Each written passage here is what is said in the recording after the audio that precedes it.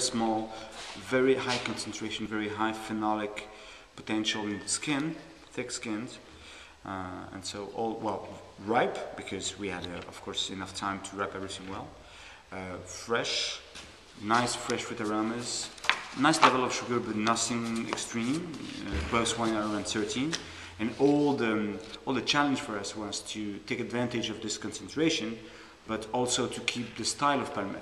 So we had to really adapt our winemaking to extract differently. You didn't, no need to bleed the vats in any way. No.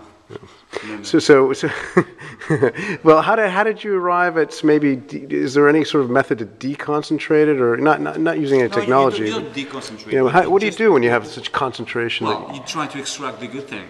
Okay. So you do much less physical extraction, and you play with temperature and with time. It's more a kind of infusion than a physical extraction, as we do most of the time. That's interesting. Infusion. Yes. Infusion. Incredibly delicate. So it's like maceration at a cold temperature? No, well, low temperature at the beginning of the fermentation with a little bit of pumping over, and then at mid fermentation we stopped to pump over.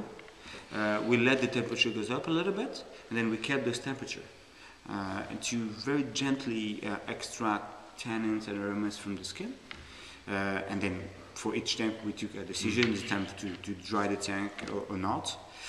And by doing this, we had some very, very pure and well-designed free-run juice, so vin de goutte. And we had also very interesting vin de presse, because very few pumping over, so the skin were still quite rich. By pressing them, we had some very fleshy vin de presse. And with those vin de presse, we were able to add the flesh around this beautiful backbone.